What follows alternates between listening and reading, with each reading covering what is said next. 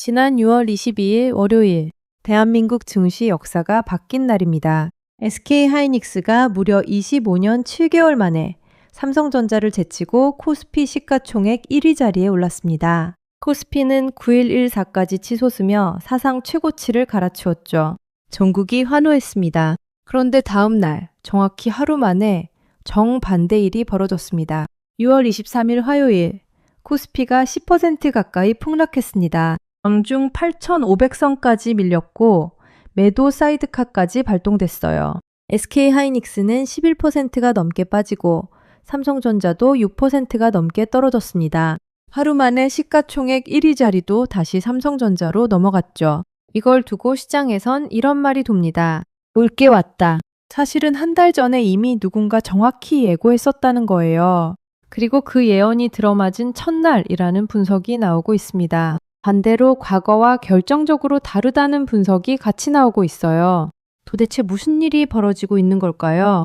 안녕하세요. 내 삶의 경제 장보고서 시간입니다.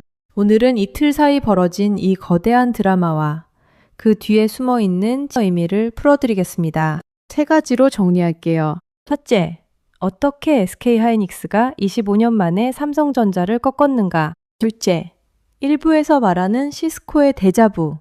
그게 진짜 맞는 이야기인가? 셋째, 그래서 우리 세대는 지금 무엇을 어떻게 봐야 하는가? 특히 두 번째와 세 번째가 가장 중요합니다. 지금 우리 통장에 있는 주식, 그리고 자녀가 사놓은 주식의 운명이 여기 달려 있거든요.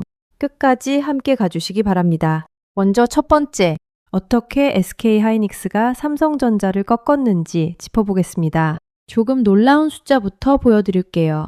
올해 들어 SK하이닉스 주가는 무려 348% 올랐습니다. 같은 기간 삼성전자는 195% 올랐죠. 삼성전자도 2배 가까이 오른 건데 SK하이닉스는 그보다 거의 2배 빠르게 더 올라간 거예요. 1년으로 넓혀보면 더 극적입니다. 삼성전자는 490%, SK하이닉스는 무려 1030% 폭등했습니다. 말 그대로 2배 차이의 상승률이죠. 그러면 왜 같은 반도체 기업인데 이렇게 차이가 났을까요? 여기에 결정적인 이유가 있습니다. 두 회사의 사업 구조가 사뭇 다르거든요. 먼저 삼성전자를 보세요. 삼성전자는 우리가 다 아는 것처럼 사업이 굉장히 다양합니다. 반도체도 만들지만 갤럭시 스마트폰도 만들고 냉장고와 세탁기 같은 가전제품도 만듭니다. 여기에 디스플레이, 파운드리 같은 사업까지 합치면 정말 백화점 같은 종합기업이에요. 이런 사업 구조는 평상시엔 큰 강점입니다. 한쪽이 안 되면 다른 쪽이 받쳐주니까 안정적이거든요. 그런데 지금처럼 반도체 한 분야가 폭발적으로 성장하는 시기엔 이게 오히려 약점이 됩니다. 왜냐하면 반도체에서 큰 돈을 벌어도 그 효과가 가전이나 스마트폰 같은 다른 사업에 분산되어 희석되기 때문이죠. 반면 SK하이닉스는 정반대 구조예요. 이름 그대로 메모리 반도체, 한 분야의 모든 역량을 집중한 회사입니다. 특히 AI 시대의 핵심 부품인 HBM이 SK하이닉스 매출의 큰 축을 차지하고 있어요. 그러니까 AI 붐이 일어나면서 반도체 수요가 폭발적으로 늘어나는 이번 사이클에서 그 수혜가 다른 사업으로 분산되지 않고 SK하이닉스 실적에 그대로 다 흡수되고 있는 겁니다. 쉽게 비유하면 이래요. 삼성전자가 여러 메뉴를 파는 큰 한식당이라면 SK하이닉스는 HBM이라는 한 메뉴에 집중한 전문점입니다. 평소엔 한식당이 손님이 더 많지만 갑자기 그 한 메뉴가 세계적인 유행이 되면 전문점이 폭발적으로 성장하는 거죠. 이게 SK하이닉스가 삼성전자보다 2배 빠르게 오른 진짜 이유입니다. 이렇게 빠르게 따라잡으면서 결국 6월 22일 시총 역전이 일어난 겁니다. 배경엔 우리가 매일 듣는 그 단어 AI가 있습니다. 특히 HBM이라는 메모리 반도체예요. 이건 영상 마지막 퀴즈로 다시 풀어드릴 테니 기억해 두세요. 쉽게 말하면 AI 시대를 굴리는 가장 핵심 부품이 HBM이고 SK하이닉스가 그 시장의 절대 강자입니다. 엔비디아라는 미국 회사에 사실상 독점적으로 공급하고 있죠. 그래서 외국인 투자자들이 SK하이닉스에 돈을 몰아넣은 겁니다. 여기서 한 가지 더 흥미로운 사실. 한국 증시 1위 자리의 변천사를 보면 우리나라 산업이 어떻게 바뀌어 왔는지 그대로 보입니다. 1998년까지는 한국전력이 1위였어요. 산업화 시대였죠. 그 다음엔 한국통신공사, 그러니까 지금의 KT가 잠시 1위가 됐습니다. 인터넷 시대가 열리던 무렵이에요. 그 다음 SK텔레콤이 잠시 자리를 차지합니다. 이동통신 시대였죠. 그리고 2000년 11월부터 무려 25년 7개월간 삼성전자가 왕좌를 지켜왔습니다. 반도체와 스마트폰의 시대였습니다. 그런데 이제 그 자리에 SK하이닉스가 잠시 올라온 거예요. AI 반도체의 시대가 열렸다는 신호인 셈입니다. 자, 여기서 두 번째 이야기로 가볼게요. 이 시총 역전이 일어나는 그 순간이 사실은 위험 신호라는 분석이 한 달 전부터 있었습니다. 지난 5월 18일이었습니다. 하나증권의 이재만 연구원이 보고서 하나를 발표했어요. 이 보고서가 지금 시장에서 다시 화제가 되고 있습니다. 핵심 내용은 이거예요. 기업 이익 증가에 기반한 현재 강세장의 종료 시그널은 SK하이닉스 시가총액이 삼성전자를 넘어서는 시점이다.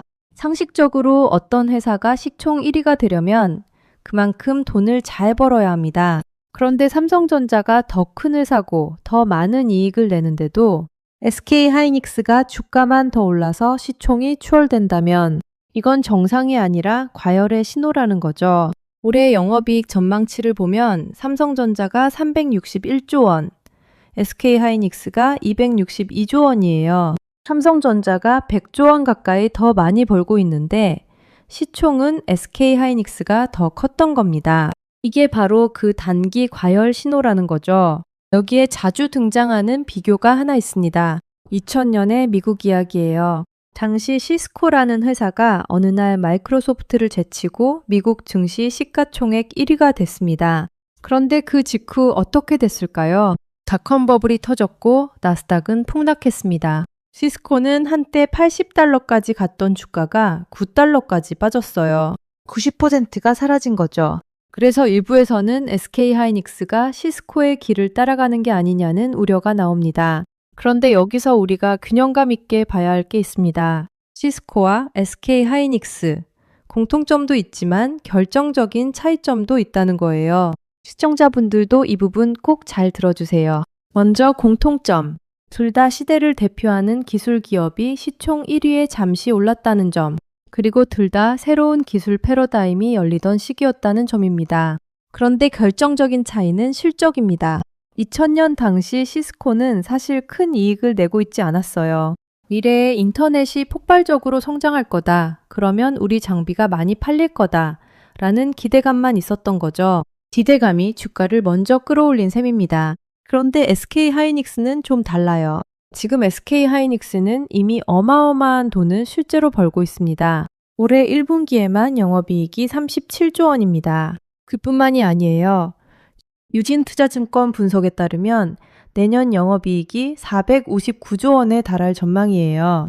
전년 대비 67% 성장이라는 어마어마한 숫자입니다. HBM 시장 점유율도 보세요. 작년 기준 SK하이닉스가 61%로 1위를 차지했고 올해도 50% 이상 유지할 거라는 전망입니다. 게다가 엔비디아 같은 글로벌 빅테크와 장기 공급 계약, 영어로 LTA를 맺고 있어서 매출도 안정적이에요. 그러니까 시스코는 기대감으로 올라간 거지만 SK하이닉스는 실제로 돈을 벌면서 올라간 거다. 이게 결정적인 차이입니다. 그래서 많은 전문가들이 이렇게 말합니다. 시스코와 비슷한 면이 있지만 단순 비교는 무리다. 지금 SK하이닉스는 실적이 받쳐주고 있어서 그때와는 분명히 다르다는 거죠. 그러면 어제 무슨 일이 벌어졌는지 한번 정리해 볼게요. 6월 22일 월요일 SK하이닉스가 사상 처음 시총 1위 등급 코스피 9114포인트 사상 최고치 마감. 다들 환호했죠. 그런데 다음 날인 6월 23일 화요일 정확히 정반대 흐름이 펼쳐졌습니다. 장 시작은 그저 그랬어요. 코스피 9084포인트로 출발했죠.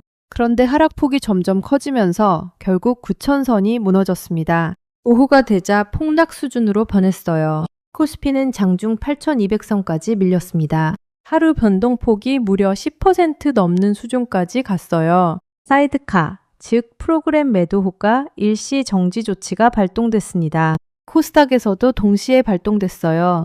유가증권 시장과 코스닥에서 동시에 매도 사이드카가 걸린 건 지난 8일 이후 처음 있는 일입니다. 그리고 가장 큰 낙폭을 보인 종목이 어디였을까요? 바로 SK하이닉스였습니다. 12% 넘게 빠졌어요. 삼성전자도 12.3% 하락했죠. 하루 만에 시총 1위 자리가 다시 삼성전자로 돌아왔습니다. 말 그대로 SK하이닉스 천하가 단 하루로 끝난 거예요. 여기에 환율까지 다시 흔들리기 시작했습니다. 원달러 환율이 1,539원까지 올라갔어요. 미국과 이란 사이의 종전 합의 소식으로 잠시 1,510원대까지 내려갔었는데 다시 1,530원대로 복귀한 겁니다. 외국인 매도와 내국인의 미국 주식 사재기, 그리고 미국의 하반기 금리 인상 가능성이 다시 환율을 끌어올렸습니다. 그러면 진짜 궁금한 질문이 남죠? 이게 정말로 강세장의 끝일까요? 아니면 그저 일시적인 조정일까요? 여기서부터 전문가들의 의견이 정확히 갈립니다. 먼저 신중론입니다. 하나증권 이재만 연구원의 추가 분석이 이렇습니다. 삼성전자와 SK하이닉스의 영업이익 증가율이 올해 2분기에 정점을 찍을 가능성이 크다. 그 후엔 증가율 자체가 둔화될 수 있다는 거예요.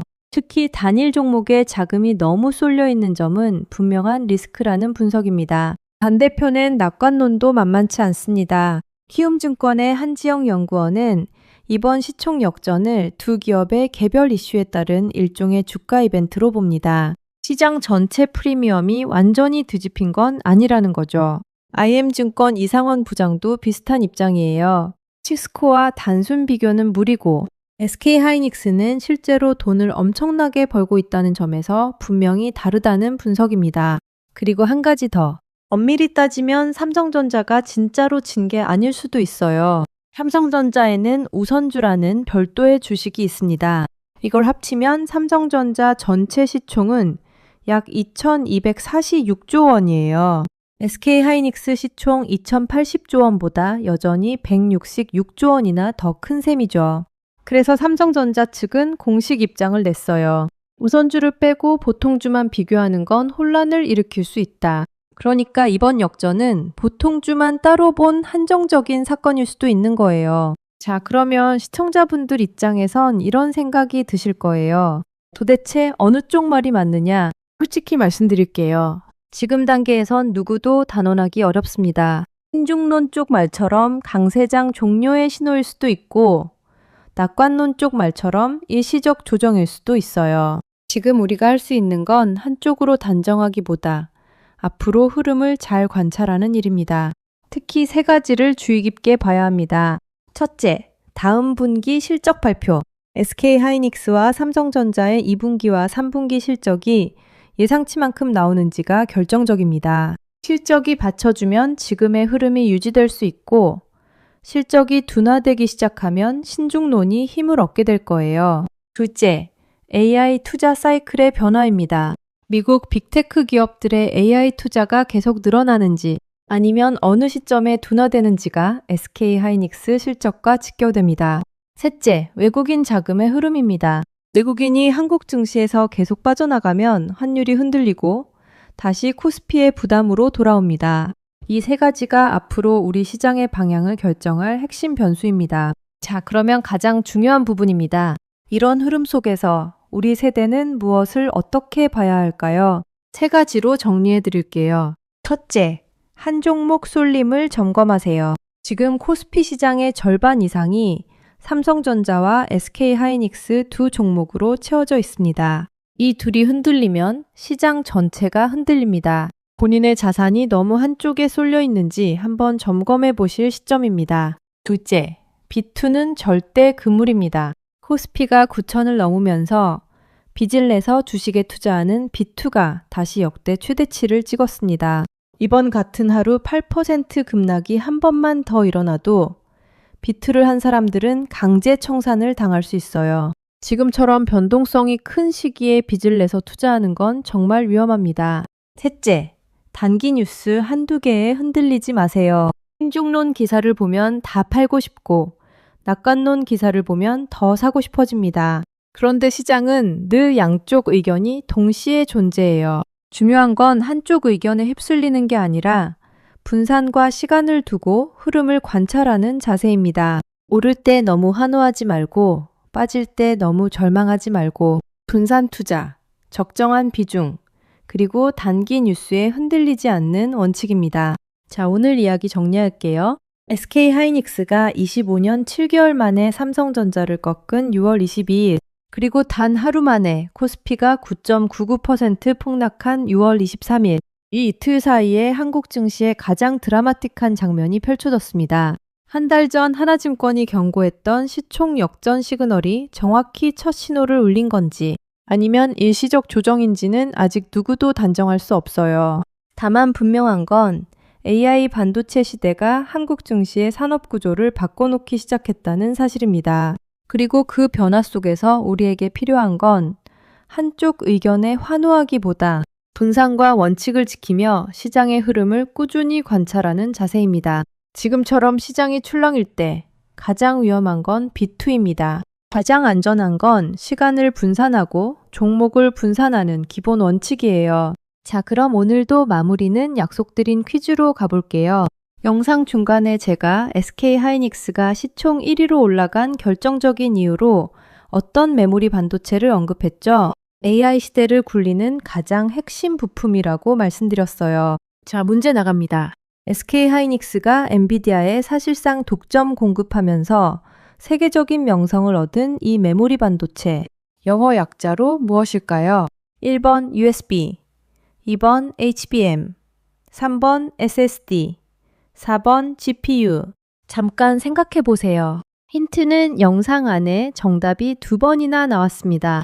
네, 정답은 2번 HBM입니다. HBM은 영어로 High Bandwidth Memory의 약자예요. 한국말로는 고대역폭 메모리라고 부릅니다. 말이 좀 어렵죠? 쉽게 비유해 볼게요. 기존 메모리가 일반 도로라면 HBM은 8차선 고속도로 같은 거예요. 데이터가 훨씬 빠르게, 훨씬 많이 한 번에 오갈 수 있죠. AI는 어마어마한 양의 데이터를 동시에 처리해야 하니까 HBM 같은 고속도로형 메모리가 꼭 필요합니다. 여기에 재미있는 사실 하나 더.